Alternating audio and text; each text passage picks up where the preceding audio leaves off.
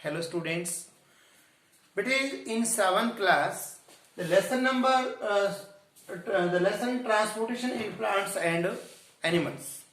देखिए लेसन का जो नेम है ट्रांसपोर्टेशन।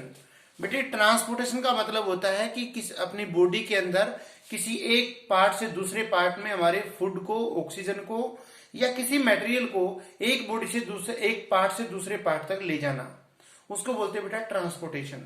देखिए प्लांट्स और एनिमल्स में, प्लांट्स और एनिमल्स दैट इज द कोई भी लिविंग ऑर्गेनिज्म है उसके अंदर ट्रांसपोर्टेशन, एक्सक्रीशन दैट इज, ठीक है, एक्सक्रीशन का मतलब क्या होता है बेटा? वेस्ट मटेरियल को बाहर निकालना। ट्रांसपोर्ट क्यों जरूरी है हमें ये देखना है। देखिए ऑर्गेनिजम्स टू टाइप के होते हैं बेटा, यूनिसेलुलर और मल्टीसेलुलर। यूनिसेलुलर का मतलब सिंगल सेल का बना होना और मल्टीसेलुलर का मतलब बेटा एक से अधिक सेल का बना होना। जैसे अमीबा है, अमीबा है बेटा, क्या बेटा? अमीबा है। अमीबा एक सिंगल सेल का बना हुआ होता है। तो इसके अंदर एक, जैसे ह्यूमन बीइंग है, तो ह्यूमन बीइंग क्या होता है बेटा? एक से अधिक सेल्स का बना होता है, उसको क्या बोलते हैं? Multi cellular. तो देखिए इस सेल, एक सिंगल सेल के अंदर फूड आ भी जाएगा इजीली और चला भी जाएगा, ठीक है। तो इसके लिए तो कोई बड़ी बात नहीं है ट्रांसपोर्ट करना या एक्सक्रीशन करना। ट्रांसपोर्ट करने की जरूरत ही नहीं, इसको एक ही सिंगल ही सेल है, यहां तक अपने आप ही फूड चला जाएगा। और एक्सक्रीशन, एक्सक्रीशन मतलब वेस्ट मटेरियल को बाहर निकालना इजी तरीके से हो जाएगा। बट यदि मैं ह्यूमन बीइंग की बात करूं या किसी लिविंग ऑर्गेनिज्म की बात करूं जो मल्टी सेलुलर है बेटा, उसके अंदर सिंगल सेल तो है नहीं, बहुत सारी सेल है। अब एक सेल के ऊपर दूसरी सेल, दूसरी सेल के ऊपर ऐसे सेल्स हों, तो इसका मतलब क्या होगा कि जो बाहर वाली सेल है वहां तो फूड गया और आ जाएगा बाहर वेस्ट मटेरियल, लेकिन इस सेल तक कैसे पहुंचे फूड?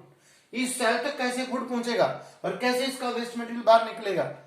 तो इसके लिए कोई ना कोई सिस्टम जरूरी है। वो सिस्टम कैसे बनता है कि सेल मिलकर के क्या बनाते हैं बेटा? टिश्यू। टिश्यू मिलकर क्या बनाते हैं? सॉरी, सेल्स मिलकर क्या बनाते हैं बेटा? टिश्यू। टिश्यू मिलके ऑर्गेन, ऑर्गेन मिलके ऑर्गेन सिस्टम, और ऑर्गेन सिस्टम के अंदर सारा मिलकर क्या बनता है? ऑर्गेनिज्म। जैसे हम, हमारी बॉडी के अंदर क्या है? रेस्पिरेटरी सिस्टम अलग है, ट्रांसपोर्ट सिस्टम अलग है, ठीक है, और एक्सक्रीशन सिस्टम अलग है, ठीक है, नर्वस सिस्टम अलग है। सारे सिस्टम मिलकर के क्या बना? एक ह्यूमन बॉडी बनी है। अब देखो ऑर्गेनिज्म है, हम फूड लेते हैं, पहले जाएगा सिस्टम में, ऑर्गन सिस्टम में, फिर ऑर्गन में, फिर टिश्यू में, और फिर प्रत्येक सेल तक। तो प्रत्येक सेल तक हुआ नहीं हुआ, और प्रत्येक सेल का क्या हुआ? वेस्ट मटेरियल बाहर निकलेगा। इसके लिए कोई ना कोई सिस्टम जरूरी है, ठीक है। और वो प्रत्येक जितने भी लिविंग ऑर्गेनिज्म है जो मल्टी सेलुलर हैं, सभी के अंदर सिस्टम बने हुए हैं और उनको क्या बोलते हैं? ऑर्गन सिस्टम, ठीक है।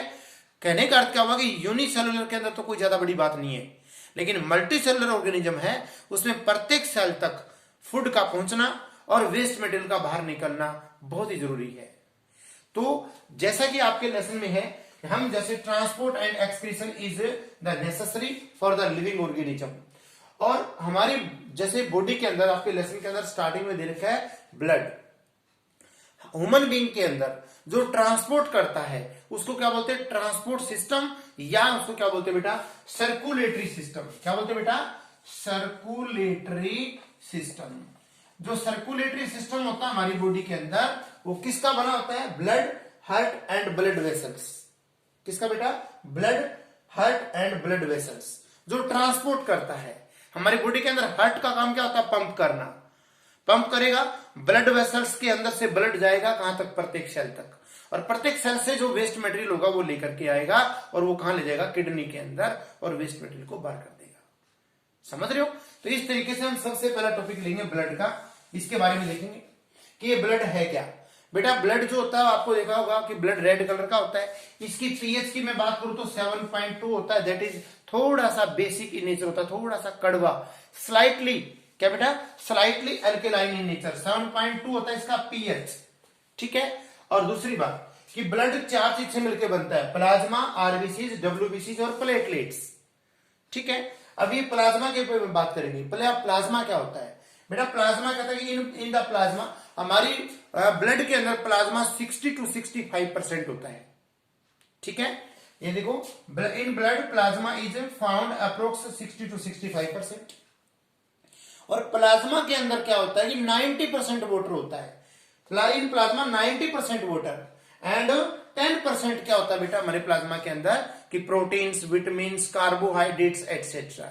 तो प्लाज्मा के बारे में समझ में आया क्या कि प्लाज्मा जो होता है हमारी बॉडी के अंदर जो ब्लड है, ब्लड के अंदर 60 to 65% होता है और प्लाज्मा के अंदर 90% वाटर और 10% क्या होता है एसेंशियल जो है, जो मिनरल्स वगैरह होते हैं, कार्बोहाइड्रेट्स, फैट्स एटसेट्रा होते हैं।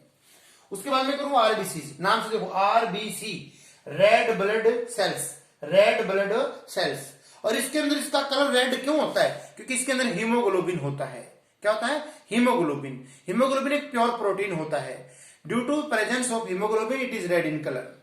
दूसरा, हीमोग्लोबिन का काम क्या होता है बेटा?